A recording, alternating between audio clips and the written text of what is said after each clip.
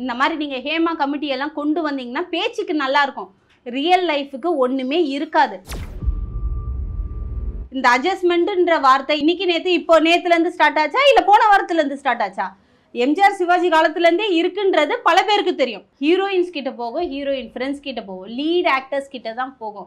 போறவங்க மேல எல்லாம் ஏறுறதுக்கு இங்க ஆளுங்க கிடையாது. பாக்குறவங்க எல்லாம் நீங்க வாங்க அட்ஜஸ்ட்மெண்ட், நீங்க வாங்க அட்ஜஸ்ட்மெண்ட் இங்க யாரும் கூப்பிடுறது கிடையாது. சின்ன கேரக்டர் பண்ற உங்களுக்கும் ஆடிஷன்ல அட்ஜஸ்ட்மெண்ட் கேக்குறாங்களா இல்லையா? இருக்குதான், கேக்குறாங்க தான், இல்லன்னு நான் சொல்லலையே. முக்கியமான பெரும் புள்ளிகளோட ஃபைல் வந்து ஒரு 10 பேப்பர் கிட்ட மிஸ் ஆயிடுச்சு. அந்த பெரும்புள்ளிகள் யாருன்றது இப்போ வரைக்கும் ஒரு கேள்விக்குறியா இருக்கு. மற்ற சப்போர்ட்டிங் ஆர்டிஸ்ட் எப்படி வராங்க, ஹீரோயின்ஸ் எப்படி வராங்க?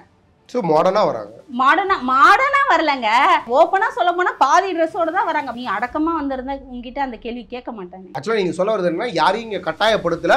உங்களுக்கு விருப்பம் இருந்தா அட்ஜஸ்ட்மெண்ட் பண்ணிக்கீங்கன்றீங்க. விருப்பம் இருந்தா பண்ணலாம்.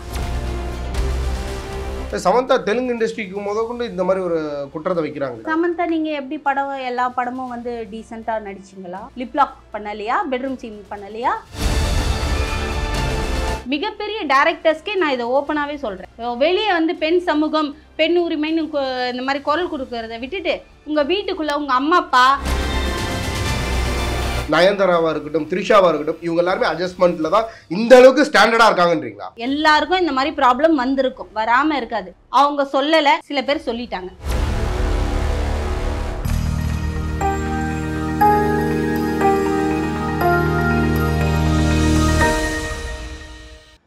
சினிமாஸ்டா நேயர்களுக்கு வணக்கம். இன்னைக்கு நம்ம கூட வந்து பார்த்தீங்கன்னா நடிகை தீபா பாஸ்கர் நம்ம கூட இணைஞ்சிருக்காங்க. இன்னைக்கு அவங்கள்ட்ட வந்து இந்த மலையாள இண்டஸ்ட்ரியே வந்து பார்த்தீங்கன்னா இன்னைக்கு பத்திக்கிட்டு எரியுது. அதற்கான முக்கிய காரணம் என்னன்னா இந்த ஹேமா கமிட்டி அப்படின்ற ஒரு விஷயம். ஒரு நடிகைக்கு இந்த மாதிரி வந்து பெரிதளவில் வந்து பார்த்தீங்கன்னா இந்த அட்ஜஸ்ட்மெண்ட் விஷயம் வந்து பாதிப்பாக அமைஞ்சிருக்கு அப்படின்னு சொல்லிட்டு பல பேர் வந்து பார்த்தீங்கன்னா இன்னைக்கு குற்றச்சாட்டு வச்சுட்டு இருக்காங்க. அதோட உண்மையான நிலவரம் என்ன அப்படின்றத ஒரு நடிகையாக இருக்கிற தீபா பாஸ்கர்ட்டே கேட்டு தெரிஞ்சுப்போம். முதல்ல வணக்கம் தீபா பாஸ்கர். இப்போ வந்து மலையாள இண்டஸ்ட்ரி இந்த அளவுக்கு தம்பிச்சு போகிற லெவலுக்கு ஒரு விஷயம் நடந்துட்டு இருக்கு. ஆக்சுவலாக இந்த ஹேமா கமிட்டி மூலியமா என்னதான் நடந்துட்டு இருக்காங்க? ஹேமா கமிட்டி வந்து இப்போ ஆரம்பிச்சது கிடையாது. ஆக்சுவலாக இது வந்து 7 இயர்ஸ்க்கு முன்னாடி ஆரம்பிச்சது. இதோட குற்ற பத்திரிகை வந்து போயிட்டே இருக்கு. பட் இதில் முக்கியமான பெரும்புள்ளிகளோட ஃபைல் வந்து ஒரு 10 பேப்பர் கிட்ட மிஸ் ஆயிடுச்சு. அந்த பெரும்புள்ளிகள் யாருன்றது இப்போ வரைக்கும் ஒரு கேள்விக்குறியா இருக்கு. ஆனால் இந்த ரிப்போர்ட் ரெடியான உடனே நான் இல்லை நீ இல்லைன்னு சொல்லிட்டு கேரளா இண்டஸ்ட்ரியில் மிகப்பெரிய போஸ்டிங்கில் இருக்க பல முன்னணி நடிகர்கள், டைரக்ஷன் டிபார்ட்மெண்ட், ப்ரொடியூசர்ஸ் எல்லாருமே சைலண்ட் ஆகிட்டாங்க. பல பேர் வந்து ராஜினாமா பண்ணிட்டு போயிட்டாங்க கூண்டோட. ஸோ அவங்க மேலே தப்பு இல்லைன்னா இதெல்லாம் பண்ண வேண்டிய அவசியம் இல்லை. அதே சமயத்தில் இது கேரளா இண்டஸ்ட்ரியில் மட்டும் கிடையாது, நம்ம இண்டஸ்ட்ரியிலையும் இருக்குது, எல்லா சைட்லேயுமே இருக்குது. ஆனால் வேற ஒருத்தர் மூலியமாக இந்த விஷயம் வந்து வெளியே ஓப்பன் ஆகிருக்கு. இளம் நடிகைகள் யாரும் இந்த குற்றச்சாட்டை வைக்கிறதுக்கு மறுக்கிறாங்க. ஆனா நீங்க சொல்ற மாதிரி முன்னணி நடிகையா வலம் வந்த நிறைய சீனியர்ஸ் ஆக்டர்ஸ் வந்து பாத்தீங்கன்னா இந்த மாதிரி ஒரு குற்றச்சாட்டை முன் வைக்கிறாங்க. என்னதான் அப்படி அவங்க மேல இந்த அளவுக்கு ஒரு கோபம்? அப்போ வந்து அவங்க வந்திருக்காங்க, அப்போ வந்து அவங்க பீக்ல இருந்திருக்காங்க. ஓகேவா? இந்த மாதிரி ப்ராப்ளம் இல்லைன்னா நம்மளால சொல்ல முடியாது. இந்த அட்ஜஸ்ட்மெண்ட்ன்ற வார்த்தை இன்னைக்கு நேத்து வருதா? நீங்க சொல்லுங்க. இன்னைக்கு நேத்து இப்போ நேத்துல இருந்து ஸ்டார்ட் ஆச்சா இல்ல போன வாரத்துல இருந்து ஸ்டார்ட் ஆச்சா? எம்ஜிஆர் சிவாஜி காலத்துல இருந்தே இருக்குன்றது பல பேருக்கு தெரியும். மீடியானாலே இப்படின்ற ஒரு பின்பத்தை கொண்டு வந்துட்டாங்க. பின்பம் இல்லை, உண்மையிலேயே அப்படிதான் வச்சுக்கோங்க. மீடியானாலே இந்த ஒரு விஷயம் கண்டிப்பா இருக்குன்னு தெரிஞ்சுதானே உள்ள வரீங்க. நான் யாரையும் பேர் சொல்லி சொல்ல விரும்பல.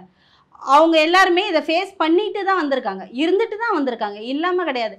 இந்த மாதிரி கேள்வி யார்கிட்ட போகுது? ஹீரோயின்ஸ் கிட்ட போகும், ஹீரோயின் ஃப்ரெண்ட்ஸ் கிட்ட போகும், லீட் ஆக்டர்ஸ் கிட்ட தான் போகும். போறவங்க மேலெல்லாம் ஏறுறதுக்கு இங்கே ஆளுங்க கிடையாது. பார்க்குறவங்களெல்லாம் நீங்கள் வாங்க அட்ஜஸ்ட்மெண்ட், நீங்கள் வாங்க அட்ஜஸ்ட்மெண்ட் இங்கே யாரும் கூப்பிடுறது கிடையாது. விருப்பப்பட்டா போகலாம். கஸ்தூரி மேம் கூட ஒரு இன்டர்வியூவில் சொல்லியிருக்காங்க, இங்கே யாருமே சினிமாவில் வந்து கம்பல்சரியாக கூப்பிடலை. விருப்பப்பட்ட கூப்பிடலையா இல்லை கம்பல் பண்ணலன்றாங்களா? கம்பல் பண்ணலையே. அவங்க என்ன சொல்கிறாங்க, எனக்கு வந்து ஹீரோயின் கேரக்டர் வேணும், பெரிய கேரக்டர் வேணும், லேக்ஸில் சம்பளம் வேணும் அப்படின்னு சொல்லி நீ ஒரு பாயிண்ட்டை கொண்டு வந்து முன்னாடி வைக்கிற. அவன்கிட்ட பணம் இருக்கு, அவன் ஒரு பாயிண்ட்டை கொண்டு வந்து முன்னாடி வைக்கிறான், தப்பு இல்லையே. ஆக்சுவலாக நீங்கள் சொல்ல வருது என்ன, யாரையும் இங்கே கட்டாயப்படுத்தல. உங்களுக்கு விருப்பம் இருந்தா அட்ஜஸ்ட்மெண்ட் பண்ணிக்கீங்க. விருப்பம் இருந்தா பண்ணலாம். நீ தெரிஞ்சுதானே உள்ள வர. இந்த மாதிரி ஒரு விஷயம் இருக்குன்னு தெரிஞ்சுதானே வர. இங்கே என்ன எல்லாருமே நான் வந்து புத்தர் போதி தர்மன்னு சொல்லிட்டு உட்காந்துட்டு இருக்காங்க. ஒரு படம் இருக்குன்னா அந்த படத்தில் ஐட்டம் சாங்னு ஒன்று வைக்கிறாங்களே, அதுக்கு எவ்வளோ சம்பளம் வாங்குறீங்க? லேக்ஸில் வாங்குறீங்களே. அதுக்கு வந்து ப்ரொடியூசரு, டைரக்டரு எல்லாருமே தானே கூப்பிடுறாங்க. இல்லை நான் வந்து இந்த மாதிரி சாரியில் தான் இருப்பேன், அடக்க ஒடுக்கமான பொண்ணு, அந்த மாதிரிலாம் நீ உன்கிட்ட ஒரு கொஸ்டின் வரும்போதே நீ வாயை மூடிட்டு என்னால் முடியாதுன்னு சொல்லிட்டு போக வேண்டியது தானே. எல்லாம் பண்ணி முடிச்சுட்டு இப்போ சினிமா வாய்ப்பே உனக்கு இல்லைன்னும் போது ஏன் அவங்க மேலே குறை சொல்கிறீங்க? ஃபஸ்ட்டு அந்த கேள்வி கேட்கும்போதே சார் நான் அப்படி இல்லை என்னால் முடியாதுன்னு சொல்லிட்டு போயிருந்தா இப்போ இவ்வளோ பெரிய ப்ராப்ளம் வர வேண்டியது இல்லையே. அப்போ அவங்க கொடுக்குற பணத்தையும் வாங்கிட்டீங்க, அவங்க என்ன சொன்னாங்களோ அதையும் நீங்கள் அக்செப்ட் பண்ணிட்டீங்க. அப்போது சில பேர் வாய்ப்பும் கொடுத்துருப்பாங்க, அதையும் நீங்கள் யூஸ் பண்ணிட்டீங்க. இப்போ உங்களுக்கு ஒன்றுமே இல்லை, எதுவுமே இல்லை, சினிமா வாய்ப்பும் வரலன்னும் போது இப்போ அந்த பர்சன் மேலே ஒவ்வொருத்தராக நீங்கள் வந்து குறை சொல்லிட்டு இருக்கீங்க. இது வந்து அவங்களோட தப்புன்னு தான் நான் சொல்லுவேன். அப்போ இந்த நடிகர்கள் மேலேயோ இல்லை தயாரிப்பாளர்கள் மேலேயோ இயக்குனருக்கு மேலேயோ எந்த தப்பு இல்லைன்றீங்க? அவங்க வந்து அப்போ கேள்வி கேட்டிருக்கலாம். எனக்கும் அந்த மாதிரி கேள்விகள் வந்திருக்கு. நான் முடியாதுன்னு சொல்கிறேன். என்கிட்ட பெருசாக எதிர்பார்ப்பு, எனக்கு வந்து ஃபேமிலி இருக்குது, என்கிட்ட பெருசாக எதிர்பார்ப்பு இல்லை. எனக்கு சின்ன கேரக்டர் கொடுத்தாலும் டீசெண்டாக கொடுங்க, நான் பண்ணிட்டு போயிடுறேன், அவ்வளோதான். நான் பெருசாக அவங்கக்கிட்ட ஒரு எக்ஸ்பெக்டேஷன் வச்சு அது பெருசாக ஒரு அமௌண்ட் கேட்கும்போது அவன் என்கிட்ட எக்ஸ்பெக்ட் பண்ணுறது தப்பு இல்லையே. இருக்கிறத வச்சு வாழ்ந்தா எனக்கு போதுன்ற. நீங்கள் சொல்கிறத பார்த்தா இந்த ஹீரோயின்ஸ்க்கு மட்டும் தான் இந்த ஒரு பாதிப்பு இருக்குது, சைடு ரோல் பண்ணுற எந்த நடிகைகளுக்கும் இந்த மாதிரி ஒரு பாதிப்பு கிடையாதுன்ற மாதிரி பேசுகிறீங்க. உண்மையாக எந்த கேரக்டர்ஸ் பண்ணுறவங்களையும் அட்ஜஸ்ட்மெண்ட் கூப்பிடுறது இல்லையா? இல்லை அந்த ஸ்க்ரீனில் தெரியறதுக்கான வாய்ப்பு கொடுக்கறதுக்கே அட்ஜஸ்ட்மெண்ட் கேட்கறது இல்லையா? இல்லை, அப்படியெல்லாம் கேட்கறது கிடையாது. இப்போ இருக்கிறதுல நான் சொல்கிறேன் 99% அந்த மாதிரி யாருமே கேட்கறது கிடையாது. முன்னே இருந்த சினிமா இல்லை இப்போ இருக்கிற சினிமா. இப்போ வந்து நிறைய யங்ஸ்டர்ஸ் வர ஆரம்பிச்சிட்டாங்க. இந்த ஒரு பிளாட்ஃபார்முக்காக அவங்க எத்தனையோ அசிங்கப்பட்டு அவமானப்பட்டு ரொம்ப கஷ்டப்பட்டு ஏடியாக இருக்கிறது எவ்வளோ கஷ்டம் தெரியுமா? அந்த மாதிரியெல்லாம் துப்பி அசிங்கப்பட்டு இன்னைக்கு டேரக்டராக வந்தவங்க வந்து மதிக்கிறாங்க, லேடிஸை நிஜமாக மதிக்கிறாங்க. அவங்க ஃபேமிலியில் ஒரு ஆளாக பார்த்து அவங்க ரொம்ப அழகாக க்ரியேட்டிவாக கொண்டு வராங்க. ஓகேவா? இந்த மாதிரி அட்ஜஸ்ட்மெண்ட்டு அந்த மாதிரி எல்லாம் ஒரு சீப்பான கொஸ்டின்ஸ் அங்கே ஒரு பிட்டு கூட நீங்கள் பார்க்க முடியாது. இதெல்லாம் இந்த நல்ல ஹேமா கமிட்டியில் மாட்டியிருக்கவங்கள போய் பாருங்கள், என்ன வயசாகுது அவங்களுக்குலாம். இந்த முத்துனா கத்திரிக்கான்னு சொல்லுவாங்க, கிளசுங்க, இவங்க தான் இந்த வேலையெல்லாம் பார்த்துட்டு இருக்கிறாங்க. ஏன் நியூஸில் நீங்கள் கேள்விப்படுறதில்ல? ஸ்கூல் டீச்சர்ஸு அவங்க இவங்கெல்லாம் 60 வயசு கிழமை 70 வயசு கிழமை இவங்க தான் இதெல்லாம் மாட்டிகிட்டு இருக்கிறது. நான் சொல்கிறேனே, இப்போ இருக்க யங் பாய்ஸ் அந்த அளவுக்கு கிடையாது. யங் டைரக்டர்ஸ் எல்லாமே ரொம்ப அழகாக தெளிவாக இருக்காங்க. ஸோ அப்போ ஒத்துக்கிறீங்க, ஓகே, இப்போ உள்ள நியூ ஜென்ரேஷன் டேரக்டர்ஸ் ஆக்டர்ஸ் மட்டும் தான் இந்த தவறுகளை அதிகமாக பண்ணுறது இல்லை, முந்தைய நடிகர்கள் இயக்குநர்கள்லாம் இதை வந்து அதிகமாக பண்ணியிருக்காங்க, ஒத்துக்கிறீங்க? ஆமாம், உண்மைதான், அது இல்லைன்னு சொல்ல முடியாதே. முன்னாடி இருந்தவங்க இந்த மாதிரி இருந்துட்டாங்க, அவங்க பழக்கப்படுத்தி விட்டாங்க, அவங்க தான் இந்த மாதிரி கொண்டு வந்துட்டாங்க, சினிமானா இப்படி தான் இருக்கும் அப்படின்ட்டு. இப்போ இருக்கிற ஜென்ரேஷன் மாறி போச்சு. இப்போ அந்த மாதிரி கேட்கல. சப்போஸ் அந்த மாதிரி நீங்கள் இருக்குது அப்படின்னு நினச்சாலும் அது வந்து இந்த ப்ரொடியூசர் சைடில் அந்த மாதிரி, அது கூட ஹீரோயின்ஸ்க்கு மட்டும் தான் அந்த ஒரு ப்ராப்ளம் வருமே தவிர வேற யாருக்கும் வராது. ஒரு பெண்ணாக இருந்துட்டு ஒரு பெண் நடிகையாக இருந்துட்டு இந்த விஷயத்த சரின்ற மாதிரி பேசுறீங்க. நான் சரின்ற மாதிரி பேசலை. நீ எதிர்பார்க்காம உன்னோட வேலையை மட்டும் நம்பி கரெக்டாக வந்திருந்தனா அவன் வந்து உங்ககிட்ட அந்த கேள்வி கேட்க வேண்டிய அவசியம் கிடையாது. இப்போ புதுசாக லீடாக இப்போ லேட்டஸ்ட்டாக வந்த ஹீரோயின்ஸ் எல்லாம் பாருங்கள், உள்ளே வரும்போது எப்படி வராங்க? ஃபோட்டோஷூட் பார்த்ததில்ல, ப்ரெஸ் மீட்லாம் நீங்கள் சொல்லுங்களேன், நீங்கள் ஒரு ப்ரெஸ் தானே, எத்தனை ப்ரெஸ் மீட் போய் பார்த்துருப்பீங்க? ஹீரோயின்ஸ் எப்படி வராங்க? மற்ற சப்போர்ட்டிங் ஆர்டிஸ்ட் எப்படி வராங்க? ஹீரோயின்ஸ் எப்படி வராங்க? ஸோ மாடர்னாக வராங்க. மாடர்னாக வரலைங்க, அவங்க பாதி ட்ரெஸ்ஸோடு தான் வராங்களே. ஓப்பனாக சொல்ல போனால் பாதி ட்ரெஸ்ஸோடு தான் வராங்க. பார்ட்டிக்கு போகிற ட்ரெஸ்ஸை ப்ரெஸ் மீட்டுக்கு போட்டுட்டு வராங்க. அப்போ நீ இந்த மாதிரி போட்டு வரவங்கிட்ட உங்ககிட்ட ஒருத்தன் தப்பாக கேள்வி கேட்குறது தப்பு இல்லையே. நீ அடக்கமாக வந்திருந்தா உங்ககிட்ட அந்த கேள்வி கேட்க மாட்டானே. அப்போ ஹீரோயின்ஸே வந்து பார்த்தீங்கன்னா தன்னை அட்ஜஸ்ட்மெண்ட்டுக்கு கூப்பிட வைக்கிறதுக்கு தூண்டுதலாக இருக்காங்கன்றீங்களா? கண்டிப்பாக அதை தான் நான் சொல்லுவேன். ஏன்னா அவங்க ஃபோட்டோ ஷூட்ஸ் எல்லாம் பாருங்கள், எவ்வளோ கிளாமராக இருக்காங்க. டீசெண்டாக நடிக்கிற நடிகைகள் கூட கிளாமராக தான் இப்போ ஃபோட்டோ ஷூட் பண்ணிகிட்டு இருக்காங்க. இப்போ இந்த ஹேமா கமிட்டிஸில் கூட வந்து பார்த்தீங்கன்னா இப்போ ரீசெண்டாக வந்து மோகன்லால் அவர்கள் ஒரு ப்ரெஸ் மீட் கொடுத்தாரு. அதில் எந்த ஒரு ரிப்போர்ட்டும் எங்கள்கிட்ட வந்து சேரலாம், வந்தால் தானே நாங்கள் வந்து ஆக்ஷன் எடுக்க முடியும் அப்படின்னு சொல்லிட்டு கேட்குறாங்க. அப்போ அந்த ரிப்போர்ட்ஸ் எல்லாமே பொய்யா? ரிப்போர்ட்ஸ் எல்லாம் பொய் இல்லை. ரிப்போர்ட்ஸ் அவர் கேட்குறாருல, ரிப்போர்ட்ஸ் என்னன்னு சொல்லுங்கன்னு. அப்போ கொடுக்க வேண்டியது தானே. அவர் மேலே இந்த தப்பு இருந்தால் இந்த நடிகை இவர் மேலே சொல்லியிருக்காங்கன்னு கொண்டு வந்து சொல்ல வேண்டியது தானே. இதுக்கு முன்னாடி அப்போது ஒரு நடிகை, அவங்க பேர் எனக்கு சரியான ஞாபகம் இல்லை, மலையாள நடிகை தான், அவங்க வந்து சொல்லியிருக்காங்க, எனக்கு இந்த மாதிரி ஒரு ப்ராப்ளம் வந்தது, எனக்கு ஒரு ப்ரொடியூசர் சார் கதவை தட்டினாரு, இந்த மாதிரி ஒரு இஷ்யூ நடந்தது, ஸோ என்கிட்ட இந்த மாதிரி ஒரு கொஸ்டின் கேட்டாங்க. எப்போ நடந்தது சொல்கிறாங்க, இது வந்து 90s நடந்தது இப்போ கொண்டு வராங்க. சமந்தா தெலுங்கு இண்டஸ்ட்ரிக்கு கொண்டு இந்த மாதிரி ஒரு குற்றத்தை வைக்கிறாங்க. தெலுங்கு இண்டஸ்ட்ரியிலும் இந்த மாதிரி இருக்குன்னு சொல்லிட்டு வைக்கிறாங்க. சமந்தா நீங்க எப்படி எல்லா படமும் வந்து டீசெண்டா நடிச்சீங்களா இல்ல எப்படி நடிச்சீங்க? லிப்லாக் பண்ணலையா? பெட்ரூம் சீன் பண்ணலையா? நீ ஒழுங்கா இருந்தா அவன் கேள்வி ஒழுங்கா இருக்கும்னு தான் நான் சொல்லுவேன். இல்ல கேள்வின்றதை நீங்க எதை முன் வைக்கிறீங்க? அட்ஜஸ்ட்மென்ட்ன்ற வார்த்தை முன் ஆமா அதை தான் சொல்றேன். நீங்க அதை எதுவுமே பண்ணாம நீட்டா படம் மட்டும் போய் நடிச்சிட்டு வந்தீங்களா? அப்போ நீங்க வந்து இந்த மாதிரி பேசலாம். இப்ப இந்த நடவடிக்கை எடுக்கிறதுனால இனி வரப்போற இளம் நடிகைகளுக்கு நல்லதுதானே நடக்கும். அதையே ஒத்துக்க மாட்டேன்றீங்க. ஒரு பெண் நடிகையா எடுத்தாலும் ஏங்க நான் பிராக்டிக்கலா பேசுங்க. ஒரு விஷயத்த வந்து நம்ம ஏதோ இப்படி பண்ணா நல்லா இருக்கும், இப்படி பண்ணா நல்லா இருக்கும்ல, பண்ணா நடக்குமா நடக்காதான்ற விஷயத்துல யோசிங்க. இந்த மாதிரி நீங்க ஹேமா கமிட்டி எல்லாம் கொண்டு வந்தீங்கன்னா பேச்சுக்கு நல்லா இருக்கும், ரியல் லைஃபுக்கு ஒண்ணுமே இருக்காது. அது ஒரு எழுத்தா மட்டும்தான் இருக்கும். நீ மீடியான்றது பெரிய கடல். இங்க முதலையும் இருக்கும், சின்ன மீனும் இருக்கும், எல்லாமே இருக்கும். உன்னால ஃபேஸ் பண்ண முடிஞ்சா வந்து தைரியமா ஃபேஸ் பண்ணுங்க, இல்லாட்டி மூடிட்டு வீட்லயே இருங்க. இப்போ பார்வதி அவர்களும் வந்து பார்த்தீங்கன்னா தங்களான கதாநாயகியாக நடித்த பார்வதி அவர்களும் மோகன்லாலை பற்றி ஒரு குற்றச்சாட்டு வச்சுருக்காங்க. மோகன்லால் வந்து ஒரு தைரியமற்றவர். அவர் தனுஷ் சாரை வச்சு மென்ஷன் பண்ணியே கொடுத்துருக்காங்க. நீங்கள் நியூஸ் வேணால் எடுத்து பாருங்கள். அவங்களுக்கு மரியான் மூவி ஓகே. ஸோ அவங்களுக்கு அந்த மாதிரி ஒரு எக்ஸ்பீரியன்ஸ் இருக்குது. அப்போவே அவங்க பேசிட்டாங்க, பேசலன்னா அப்போவே அவங்க வாய்ஸ் அவுட் கொடுத்துட்டாங்க.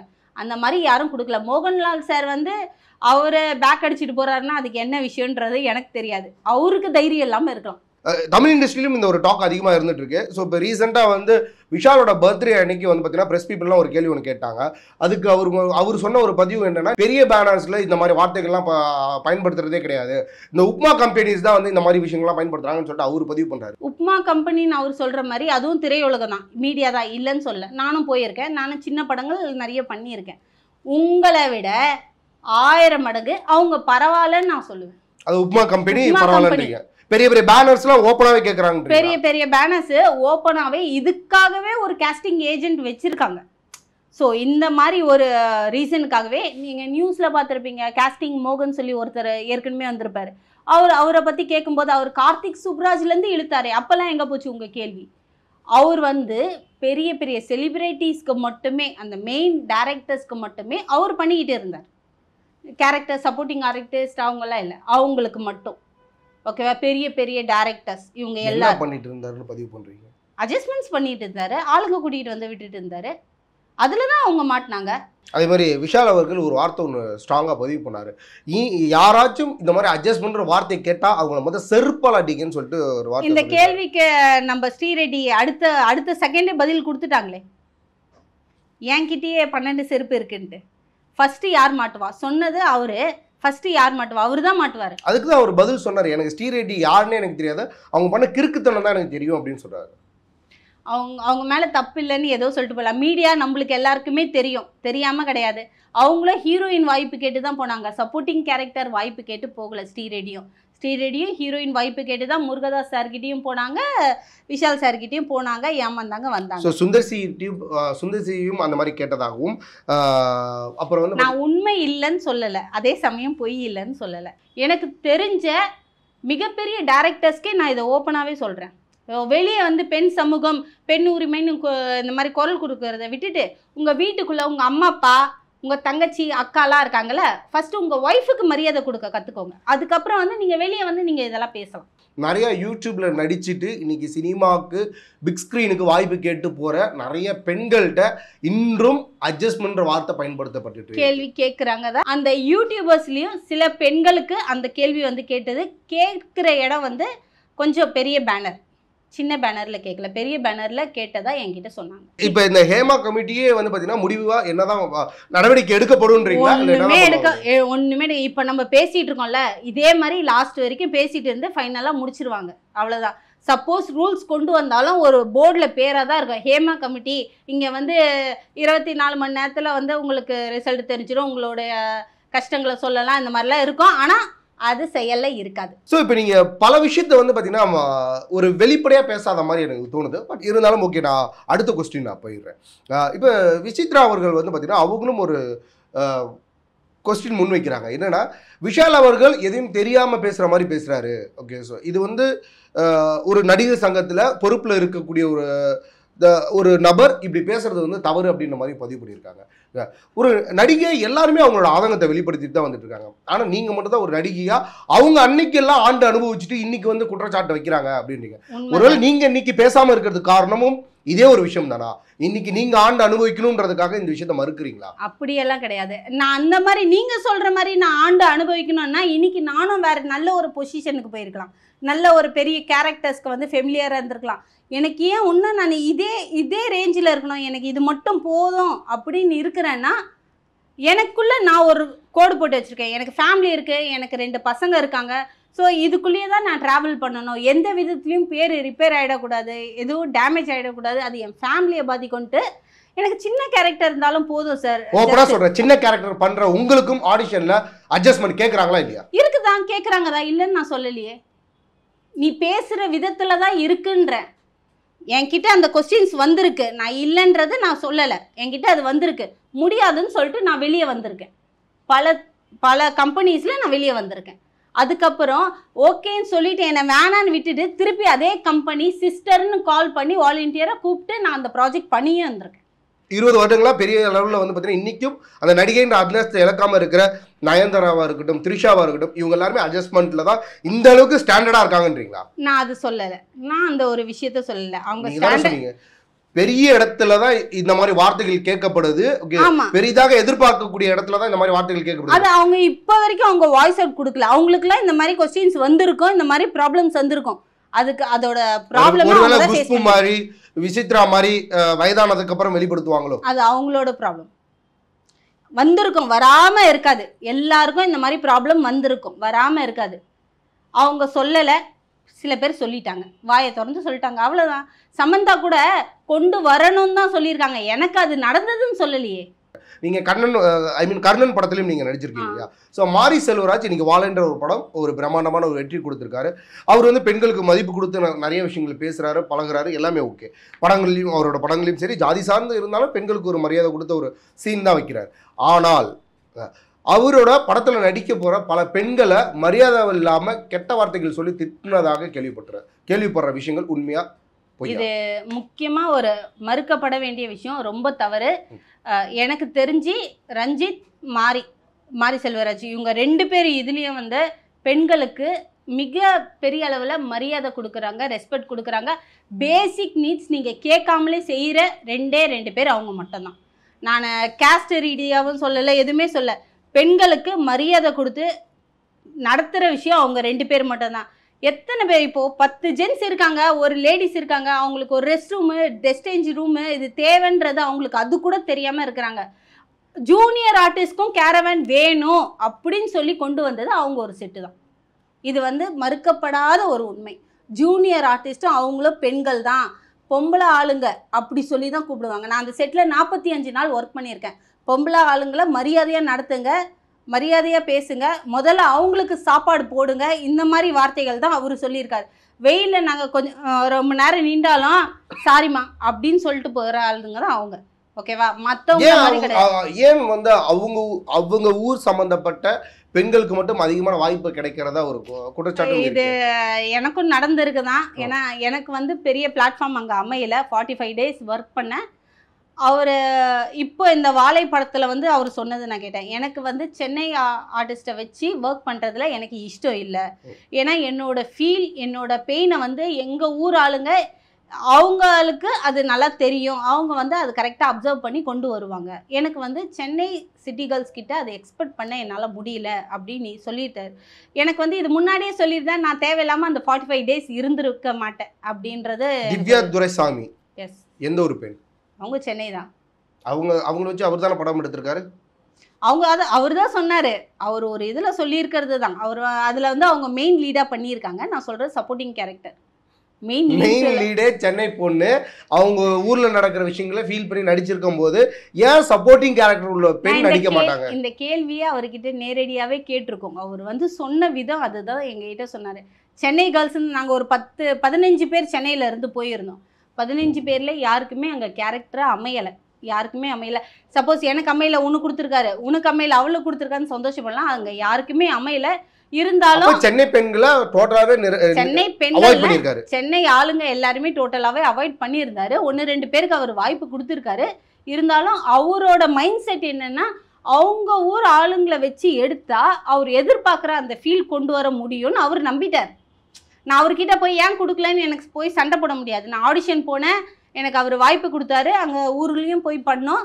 பட் அங்கே எனக்கு வாய்ப்பு கிடைக்கல. அதில் அவர்கிட்ட போய் என்னால் சண்டை போட முடியல. என்னதான் வந்து ஒரு நடிகையா ஒரு இண்டஸ்ட்ரி மேல ஒரு குற்றச்சாட்டு வச்சாலும், ஆனா நான் உங்கள்கிட்ட உங்களோட பதில்களை பார்த்த வரையும் வந்து பார்த்தீங்கன்னா, உங்களோட நடிகைகள் சார்ந்த ஒரு விஷயத்துல மட்டும் குற்றச்சாட்டு வைக்கிறீங்களே தவிர, ஒரு நடிகர்கள் இந்த மாதிரி கேட்கறது தவறுன்ற ஒரு விஷயத்த பதிவு பண்ற மாதிரி எனக்கு தெரியல. எனிவேஸ், இல்ல உண்மைதானே? இல்ல நடிகைகள் மேலேயும் தவறுகள் இருக்கு, அவங்க மேலேயும் தவறுகள் இருக்கு. ரெண்டுமே ஈக்குவலா இருக்குன்னு தான் சொல்றேன். என்னோட ப்ரோக்ராம் ஃபினிஷிங்ல நான் இப்போ சொல்றதுதான், சினிமாக்கு புதுசா வர கேர்ள்ஸ் யாரா இருந்தாலும் கண்டவங்களை நம்பி ஃபோட்டோஸையும் ஃபோன் நம்பர்ஸையும் கொடுக்காதீங்க. ஸோ ஓப்பன் டாக் இருக்கும், அதை ஃபாலோ பண்ணுங்க. மேனேஜர்ஸ் அந்த மாதிரி ஸ்ட்ரெயிட்டாக போய் எதுவாக இருந்தாலும் ஃபேஸ் பண்ண மேனேஜர்ஸ் தான் இங்கே நிறைய விஷயத்தை அரேஞ்ச்மெண்ட் பண்ணி கொடுக்குறது. அப்படி பார்த்தா எல்லாருமே சொல்லிட்டு போலாங்க. நல்ல மேனேஜர்ஸும் இருக்கிறாங்க. நீங்க பார்க்கலன்னு சொல்லுங்க. நீங்க இன்னும் குண்டு சத்தியிலே குதிரை ஓட்டிக்கிட்டு இருந்தா அப்படிதான் இருக்கும். நிறைய விஷயங்கள் பகிர்ந்துக்கிட்டீங்க. உங்களோட வலிகளும் வேதனையும் வெளிப்படையாக சொல்றதுக்கான ஒரு வாய்ப்பாக இது அமைஞ்சிச்சுன்னு நினைக்கிறேன். நன்றி, வணக்கம். நன்றி.